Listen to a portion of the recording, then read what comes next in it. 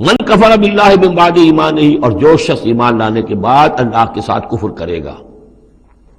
اب اس میں بھی دونوں باتیں ہیں، ایک تو یہ کہ دل میں ایمان آ گیا اگرچہ ابھی اس نے اعلان نہیں کیا، لیکن دل میں ایمان آ چکا، کوئی عالم ہے اس کو سمجھ میں آ گئی بات صحیح ہے۔ یہ بھی میں آپ کو یاد آ گئی تو بتا دیتا ہوں، اسی شہر کراچی میں اس وقت ایک بہت بڑے عالم دین ہیں اور بہت اس وقت معروف ہیں، مشہور ہیں۔ کئی سال پہلے کی بات ہے، ابھی سید سراج الحق صاحب بھی یہاں موجود ہیں، ان کے مکان پر میں مقیم تھا، ان سے گفتگو ہوئی۔ انہوں نے کہا کہ میں نے آپ کا ایک ایک حرف پڑھا ہے اور مجھے آپ کی کسی بات سے کوئی اختلاف نہیں، لیکن ہم آپ کا ساتھ نہیں دے سکتے، اس لیے کہ ہم آپ کا ساتھ دیں گے تو اپنی برادری سے نکال دیے جائیں گے۔ ہماری علماء کی اپنی اپنی برادریاں ہیں، دیوبندیوں کی برادری ہے، یہ جو ہے یہ حسینی دیوبندی ہیں، ان کی مدنی گروپ کی برادری ہے، یہ تھانوی گروپ کی برادری، اپنی اپنی برادریاں ہیں، اور برادریوں کے حوالے سے مساجد کا نظام، مدارس کا نظام، یہ سارا جو ہے پورا سلسلہ بنا ہوا ہے۔ اگر ہم آپ کا ساتھ دیں گے اپنی برادری سے باہر نکال دیے جائیں گے، یہ صاف کہا۔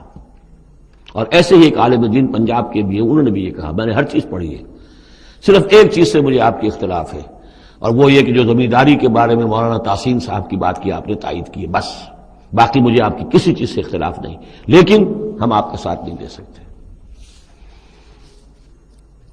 تو جن پر حق واضح ہو جائے پھر وہ مصلحتوں کے تحت، وہ مصلحتیں پھر دل کو سمجھانے کے لیے ہوتی تو یہی ہے، اب ہمارا مدرسہ چل رہا ہے، ہمارا نام چل رہا ہے، اس سے خیر ہو رہا ہے، ہمیں اس برادری سے باہر نکال دیا جائے گا، پھر ہماری بات کون سنے گا، اور ہمارا جو خیر ہے وہ بند ہو جائے گا۔ آدمی انسان کو ریشنلائز تو کرتا ہے اپنے آپ کو مطمئن کرنے کے لیے۔ من کفر باللہ بعد ایمانہ، جو شخص کفر کرے اللہ پر اس میں ایمان کے بعد، الا من اکرہ، سوائے اس کے کہ کوئی شخص مجبور کر دیا گیا ہو، اس کی جان پر بن گئی ہو، وقلبہ مطمئن بالایمان، اور اس کا دل ایمان پر جمع ہوا ہو، ولکن من شرح بالکفر، لیکن جو شخص کفر کے لیے پھر اپنے سینوں کو کھول دے گا، صدرا فعلیہم غضب من اللہ ولہم عذاب عظیم، ان پر اللہ کا غضب ہے اور ان کے لیے بہت بڑا عذاب ہے۔ اور یہ دونوں پر اس کا انطباق ہوگا، ایک انکشاف ہو گیا اگرچہ ابھی زبان سے کہنے کی نوبت نہیں آئی، اور ایک یہ کہ زبان سے کہہ بھی دیا ہاں ہم مان لائے بات صحیح ہے، اور پھر کسی مصلحت کی وجہ سے، کسی اپنے مفاد کی وجہ سے، کسی اپنے دھڑے بندے کی وجہ سے پھر واپس جائیں گے، تو ان کے لیے فرمایا